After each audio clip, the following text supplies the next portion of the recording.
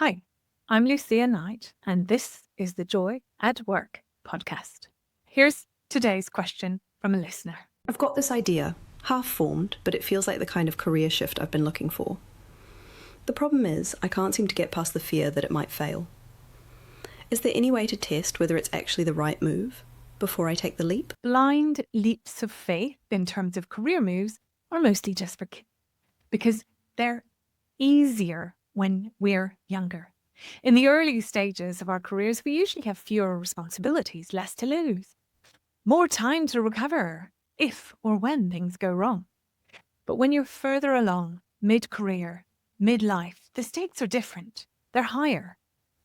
They are often financial obligations, children. They're like balls of joy who eat money by the second, a mortgage or rent, a beloved family pet who costs as much, if not more, than a toddler, a volunteer role or community responsibilities, friendships to nourish, and a whole personality and identity you've built over the last 30, 40, 50, or 60 years. So it's no wonder that career change feels dangerous. And since we're smart humans, we try to de-risk it. But sometimes in trying to protect ourselves, we shoot our ideas down before they've even had a chance to breathe. I could do that, but no, that wouldn't work because of X, Y, Z. These micro dreams flare up for a tiny second and then fizzle out again and again. But sometimes, like for today's listener, an idea keeps coming back. It feels sticky. It has potential. It lights something up in you. But the problem is you don't have a process or a method to test it safely. So the idea rises up like a roller coaster heading up a hill and then loses steam halfway and then crashes back down again and again. Let me share the story of Cliona, not her real name, a client who tested her dream idea out without destroying her life. She had built a deeply respected career in technology, but was utterly drained and disillusioned by it. For years, she dreamed of pivoting into sports coaching, a long-held passion. In her personal life, her sports feats and achievements filled rooms with swimming, running, and cycling medals. She made small moves toward the dream, but stayed stuck in a loop of slow progress, fear of failure, and frustration. The dream never quite died, but it never took off either. She joined the Fierce Emporium program because she was exhausted by the stop-start cycle and the indecision, and wanted to test out her idea safely to decide if it was a go or no-go. Once and for all, instead of rushing toward her dream, I asked her to hit pause while we did some deeper thinking. Then we zoomed out. Together, we deeply explored her unique uber strengths, what I call superpowers, the things she values, her financial needs and wants over the next decade, her real life priorities for the next 10 years, her vision for a thriving work life and real life over the next decade, the relationship she wants to invest in forever. And then, with that clarity, Cliona revisited her potential work-life dream. This time, she took action. She interviewed people already in the industry. She asked the right question. She volunteered strategically. She did structured reflection. She discovered something surprising. The dream simply didn't fit at all. The income ceiling, the lifestyle restrictions, the accepted industry norms, they didn't align with her full potential or the life she wanted to design now or in the future. And the nail in the coffin of her idea was that her unique superpowers wouldn't be fully used, needed, or even valued. So letting go of that dream was sad, but freeing. It opened new doors. Cliona reconnected with a field she once loved.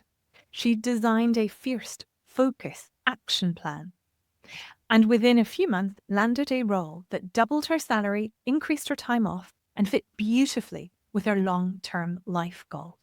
I'll include a link to Cliona's case study in the show notes, but you can get access to a growing number of real case studies that aren't just simple Cinderella case studies. They show the actual steps we took to make the right change for each client. They're all different, as I'm sure you can imagine, because we're all different as humans.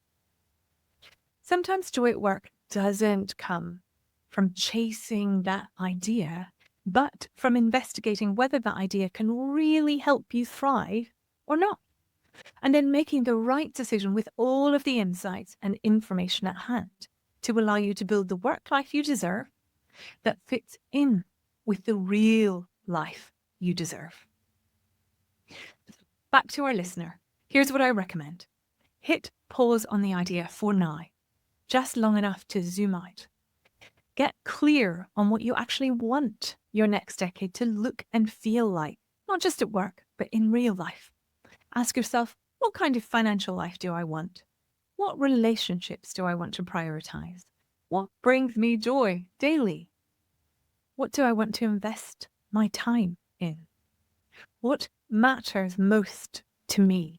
My health, my community, my sense of contribution, my freedom, or something else? This is deep work. It's the foundation of the first few weeks of the Fierce Emporium program, by the way, so I'll put a link in the show notes in case you want to check it out.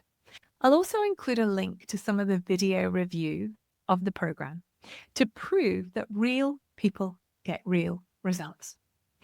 These rather wonderful humans, most of whom do not like being on video, got results that mattered to them, bespoke results, brave results, and they agreed to share those results and their transformation they've received on video.